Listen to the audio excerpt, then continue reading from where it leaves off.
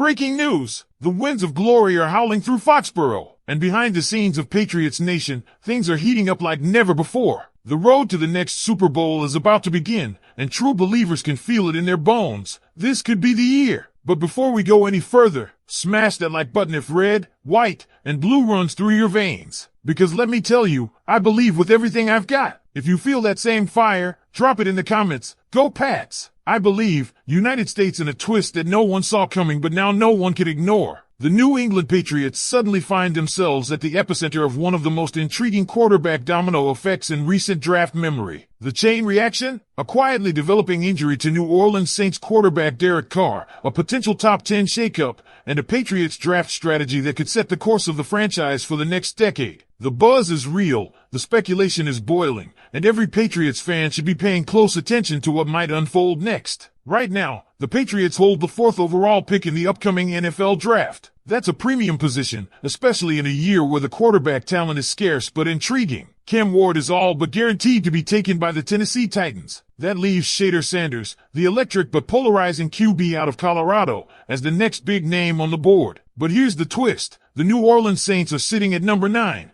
and their quarterback room is suddenly looking shaky at best. Spencer Rattler? He went 0-7 last year as a starter. Jake Haener? Not quite the guy to build a franchise around. And now with Carr's shoulder situation possibly threatening his season, the Saints might be desperate enough to make a move. That's where the Patriots come in. The Saints could look to leap up from number 9 to number 4. And if they do, the Patriots could reap a haul in return. We're talking about New Orleans giving up not just the 9th pick, but likely a second rounder and possibly a 2026 pick too. For New England, this is a classic win-win opportunity. Gain extra picks, still draft a top-tier player, and maybe avoid the risk of taking a quarterback who needs a couple years to mature into an NFL starter. But let's not get ahead of ourselves. Would the Saints actually pull the trigger? The pros? Simple. They can't trust Rattler. They can't trust Jake Haener. And they may not want to punt the season waiting for Arch Manning in 2026. Jadon Sanders could bring a spark and a long-term solution if he's available at 4. That's the issue. If they wait until 9,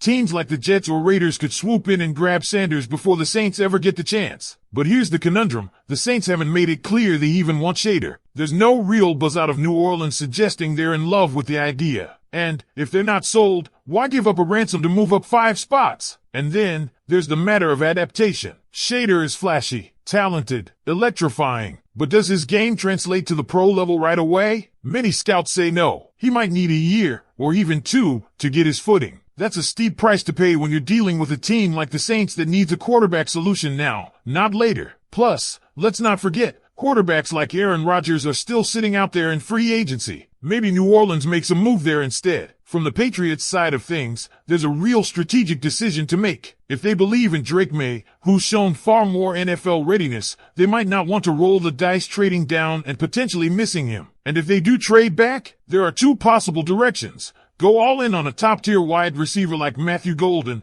or bulk up the trenches with a dominant offensive lineman like Will Campbell. The Patriots fan base has been crying out for both, speed and protection. But with free agency offering little help at left tackle, maybe the draft is where they need to address that need. Now here's where it gets fascinating. Matthew Golden, the wideout from Texas, is quickly becoming one of the most under-the-radar stars of this draft class. Everyone's been obsessed with Travis Hunter, and for good reason, but Golden has been grinding under the spotlight and still put up nearly 1,000 yards and 9 touchdowns last season, with just 4 drops on 58 receptions. That's precision. That's consistency. And oh yeah, he ran a 4.29 at the combine. That's elite-level speed. The type of speed Jerod Mayo needs in his receiving core. Picture this, Stephon Diggs as WR1, Matthew Golden as WR2, Demario Douglas in the slot, Hunter Henry and Austin Hooper working the seams. That's a top 10 offense in the making, especially with Jerod Mayo slinging it from the pocket. And if you could pair that with an offensive line boost in the second round, say, Oregon's Josh Connolly Jr., then suddenly the Patriots aren't just rebuilding, they're reloading. Still, none of this works if the Patriots mess up their draft strategy. If they sit at 4 and the top receivers are gone,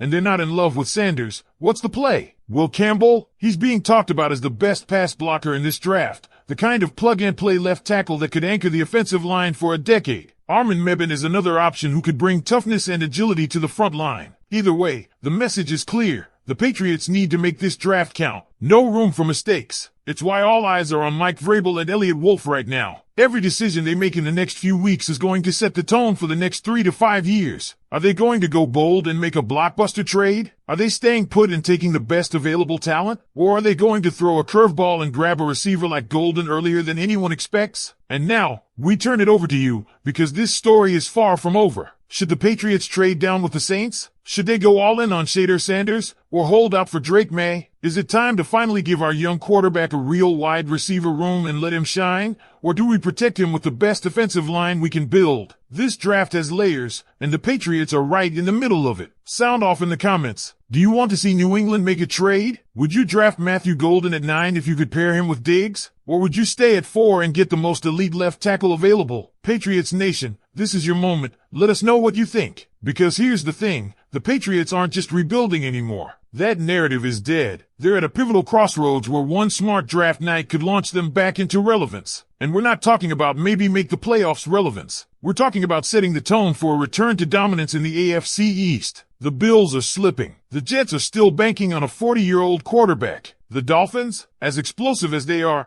they've shown they can't finish a season strong. This is New England's opening, but only if they don't mess it up. Let's go back to Matthew Golden for a moment, because if the Patriots do trade down, whether with New Orleans or another team in the top 15, Golden could be the piece that changes everything offensively. We're talking about a wide receiver with a top 3 burst off the line, smooth route running, and elite acceleration. When you pair that with Diggs, who is one of the best route technicians in the league, suddenly defenses have to pick their poison. Stack the box? Maye hits Golden on a slant and he's gone. Play zone? Diggs will carve it up. Blitz? Good luck. Golden's already 20 yards downfield. And it's not just raw speed. Golden has hands. Only 4 drops and 58 catches? That's what separates guys who flash in college from guys who last in the NFL. He's not just a burner, he's reliable. And that's exactly what a young quarterback like Drake Maye needs. Let's not forget, Maye has a cannon. He can throw the deep ball with the best of them, but it's meaningless if his receivers can't get separation or finish the route. Golden can do both, and he fits perfectly in a New England offense that's clearly trying to evolve into something more dynamic. But then again, how many times have we seen the Patriots neglect the offensive line, thinking they could patch things together later? We all remember what happened last season. Pocket collapse after pocket collapse. Pressure on nearly every snap. No quarterback can thrive in that chaos, not even a talent like Drake Maye. That's why Will Campbell still has to be in the conversation. The guy is a wall, best pass blocker in the class, and he's physical in the run game too. You put him on the left side of the line and suddenly the entire offense looks smoother. Better pass protection,